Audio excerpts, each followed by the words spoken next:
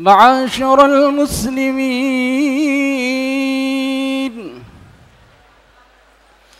وزمرة المؤمنين رحمكم الله.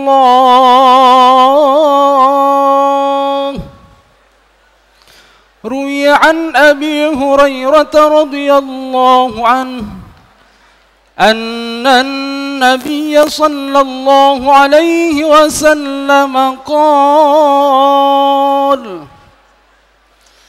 إذا قلت لصاحبك يوم الجمعة أنصت والإمام يخطب فقد لغوت. أنصتوا واسمعوا وأطيعوا رحمكم الله.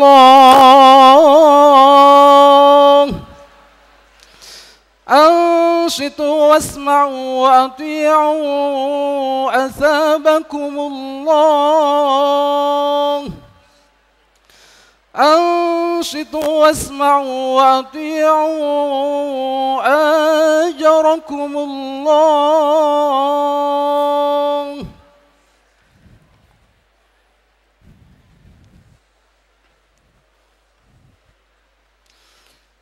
اللهم صل على محمد. اللهم صل على سيدنا محمد. اللهم صل على سيدنا ومولانا محمد وسلم. ورضي الله تبارك وتعالى عن كل الصحابة أجمعين. اللهم قوِ الإسلام والإيمان من المسلمين والمسلمات والمؤمنين والمؤمنات، وانصرهم على المعاندين. رب اختم لنا منك بالخير، ويا خير الناصرين برحمتك يا أرحم الراحمين.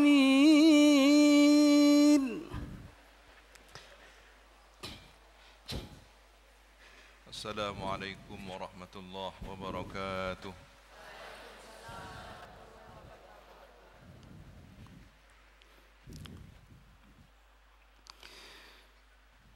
الله أكبر الله أكبر الله أكبر الله أكبر. أشهد أن لا إله إلا الله.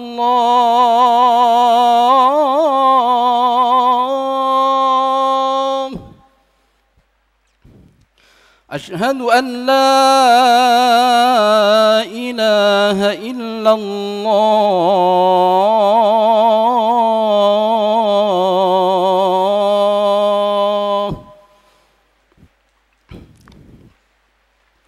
أشهد أن محمدًا رسول الله.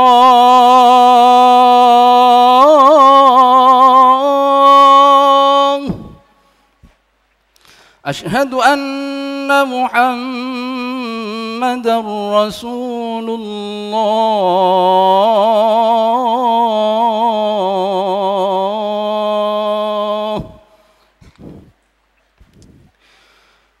حي على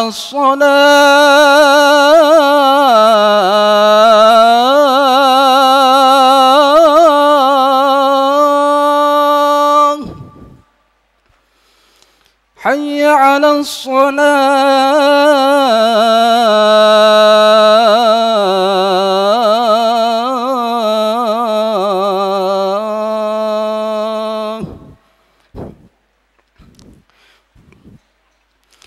حي على الفلاح.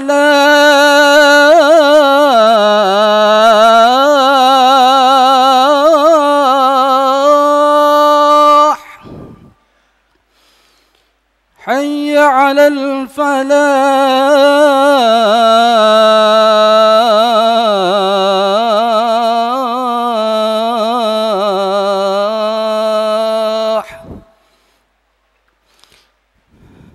الله أكبر الله أكبر لا إله إلا الله.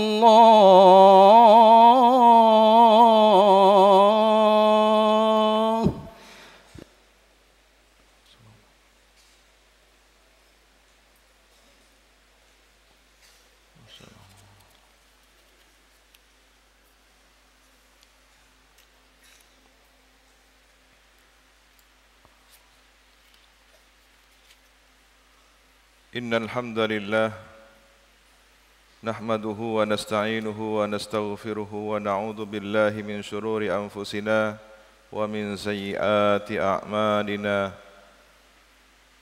May yahdihillahu fala mudilla lahu wa may yudlil fala hadiya lahu. Wa ashhadu an la ilaha illallah wahdahu la syarika lahu. Wa ashhadu anna sayyidana Muhammadan abduhu wa rasuluh. Allahumma salli ala sayyidina Muhammad wa ala alihi wa sahbihi wa sallim. Amma ba'du, faya ma'asyiral muslimin ittaqullah.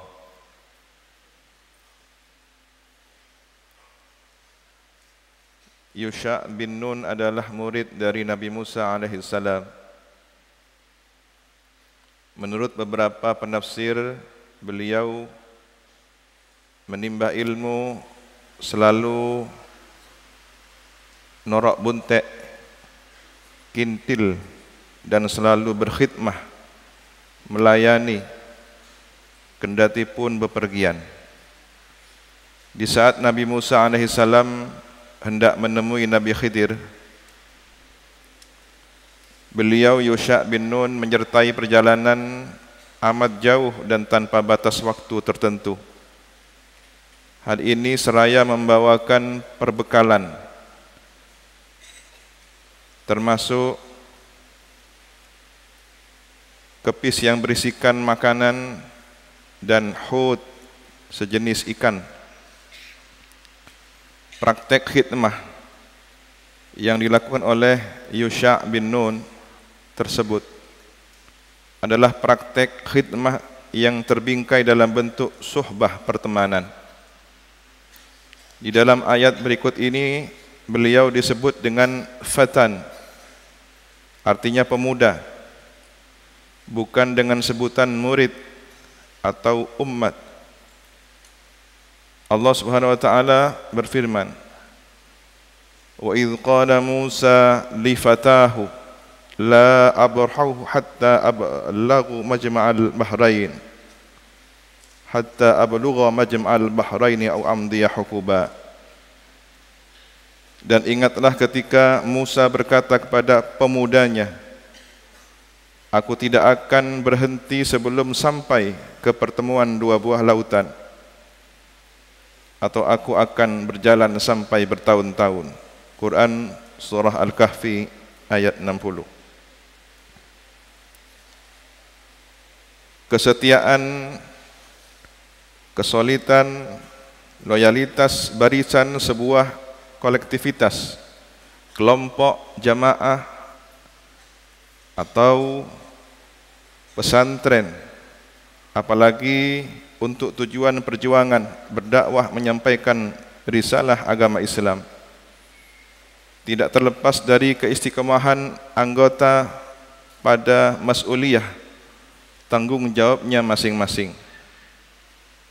Oleh karena dakwah, perjuangan menyampaikan risalah agama ini tidak berorientasi pada bidang yang bersifat komersial, maka jalur yang tepat ditempuh untuk berkeistiqomahan pada mas'uliyah, tanggung jawab, adalah melalui jalur khidmah. Khidmah melayani, artinya sebuah kerja keras untuk suatu perjuangan yang tanpa berharap diimbali upah materi. Oleh karena itu, khidmah, kadang diterjemahkan sebagai suatu aktivitas pengabdian.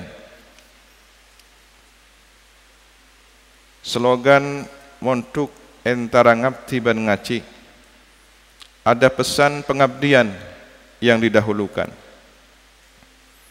Pada mulanya istilah khidmah diperuntukkan bagi para pembantu rumah tangga atau pelayan yang berstatus merdeka, bukan budak. Kemudian istilah ini menjadi istilah yang memiliki arti terhormat. Setiap surat yang dikirim oleh para sultan penguasa daerah kepada para panglimanya diawali dengan kalimat ila khadimina sebagai ganti ila sahibina. Istilah khadam menjadi terhormat jika yang dikhidmatinya, yang dilayaninya sesuatu yang terhormat pula. Sultan Salim pertama, penguasa khilafah Turki Utsmani, mengaku dirinya sebagai khadimul haramain, pelindung pelayan dua tanah suci, ketika wilayahnya meliputi wilayah Hijaz. Dan sekarang pun pemerintah yang ada menamakan dirinya sebagai khadimul haramain. Tentang mulianya tugas khidmah, pelayanan atau pengabdian ini, di dalam hadis Nabi SAW disebutkan sayyidul qaumi khadimuhum, tuan atau pemimpin suatu kaum adalah khadimnya, pelayannya. Hadis riwayat Abu Qatadah. Pada dasarnya ilmu dan khidmah merupakan dua hal yang mesti berjalan bersama. Sebagaimana praktek sahabat Sayyidina Abdullah ibnu Abbas yang menimba ilmu sekaligus berkhidmah mengisi tempat wudhu Rasulullah SAW setiap malam. Ilmu hendaknya disertai dengan khidmah, dengan pengabdian. Khidmah kepada pemiliknya, kepada pemilik sang ilmu, antara sesama penuntut ilmu, termasuk juga khidmah kepada kaum muslimin. Maka makna montuk entara ngabdi ban ngaci, ngabdi bukan hanya sebatas kepada kiai, tetapi kepada aturan pesantren, lembaga pendidikan, kegiatan yang ada di asrama, pengabdian kepada sesama santri, baik yang senior maupun yang setara, bahkan yang junior. Oleh karena itu, di pesantren kita ini, secara sederhana bentuk pengabdian dimulai dengan sekadar merapikan sandal temannya. Khidmah akan bisa memperkokoh keberadaan ilmu yang dimiliki khadim atau pelaku khidmah. Ilmu yang disertai khidmah tampak lebih terwarnai, lebih menumbuhkan kegiatan dalam beribadah, dan bisa memberikan manfaat lebih banyak kepada orang lain. Belum lagi bila berbicara masalah pahala, begitu banyak keuntungan apabila ilmu yang ditimba disertai dengan aktivitas khidmah, pengabdian. Lebih-lebih khidmah pada mas'uliyah, tanggung jawab dalam menjalankan berdakwah, menyebarkan ajaran agama. Alangkah mulianya mengikrarkan diri pengabdi bagi kaum muslimin.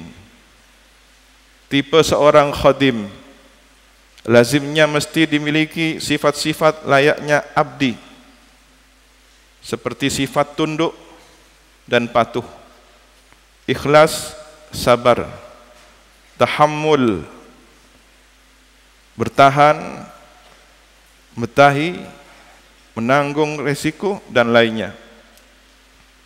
Namun dalam konteks ini sebaiknya praktek khidmah terbingkai dalam bentuk suhbah, pertemanan, yang dahulu dipraktikkan oleh Nabi Musa alaihissalam bersama Yusha bin Nun, dan juga oleh baginda Rasulullah SAW dengan para sahabat beliau, baik segi perbuatan, ucapan ataupun tingkah laku. Jadi nantinya khidmah merambah ke seluruh sisi, antara kalangan atas dengan kalangan bawah, kalangan elit dengan kalangan alit, dengan kesepakatan pembagian tugas yang sebaik-baiknya. Bagaikan tubuh, kepala tidak akan bisa menjalankan fungsinya dengan baik tanpa dibantu oleh tangan dan kaki. Sebaliknya, anggota tubuh yang lain tidak akan bisa beraktivitas sebaik-baiknya tanpa ada kepala. Di dalam aktivitas khidmah, menjalankan mas'uliyah, menjalankan tugas tanggung jawab secara istiqomah, mesti di sana ada kendala dan rintangan yang patut diwaspadai semenjak dini, sebelum kemudian kendala dan rintangan itu mengendorkan semangat pengabdian atau bahkan ke tingkat merusak keterikatan kepada pengabdian perjuangan ini. Salah satu kendala dan rintangan berkhidmah adalah munculnya gejala kekendoran akibat bosan, bahkan mungkin ngampul, ngambek, mutungan, karena tersinggung atas ego, wilayah tugasnya ataupun hal lainnya. Untuk menghindari gejala kekendoran pengabdian ini kiranya bisa disiasati, misalnya dengan cara diri melakukan suatu bidang pengabdian secara bertahap, berjenjang, sekuat kemampuan, dan mencari kembali semangat yang redup dengan membangkitkan niat dan kesadaran berjuang yang mestinya dibarengi dengan kesabaran dan keikhlasan. Serta cara lainnya seperti meminta nasihat, ihwal kendornya semangat, seraya memohon kebijaksanaan. Inna ahsanal kalam kalamullahil malikil allam. Wallahu subhanahu wa ta'ala yaqul wa biqawlihi yahtadil muhtadun. Wa idza quri'al Qur'anu fastami'u lahu wa ansitu la'allakum turhamun. A'udzu billahi minasy syaithanir rajim. Bismillahirrahmanirrahim. Wal 'asr innal insana lafi khusr illa alladhina amanu wa 'amilus salihati wa tawasaw bil haqqi wa tawasaw bis sabr. Barakallahu li wa lakum fil Qur'anil 'azim wa nafa'ani wa iyyakum bima fihi minal ayati wa dzikril hakim wa taqabbala minni tilawatahu innahu huwas samiul 'alim. Aqulu qawli hadza wa astaghfirullahal 'azim li wa lakum wa lisairil muslimina fastaghfiruhu min kulli dhanbin innahu huwal ghafurur rahim.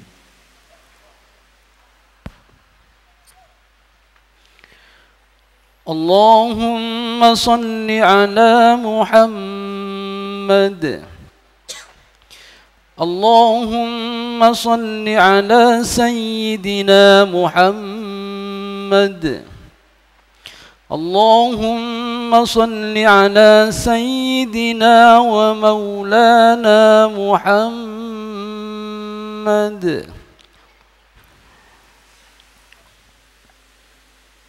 Alhamdulillahi hamdan kama amar wa ashhadu an la ilaha illallah wahdahu la syarika lah irghaman liman jahada bihi wa kafar wa ashhadu anna sayyidana Muhammadan abduhu wa rasuluh sayyidul khalaiki wal bashar.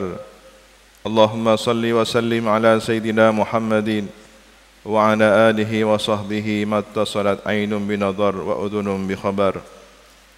Amma ba'du, faya ma'asyiral muslimin ittaqullaha ta'ala wa dharul fawahisha ma dhahara minha wa ma batan wa hafidhu ala at-ta'ati wa huduril jum'ati wal jama'ah wa'lamu anna Allaha amarakum bi amrin bada'a fihi bi nafsihi wa thanna bi malaikati qudusih وقال تعالى ولم يزل قائلا عليما إن الله وملائكته يصلون على النبي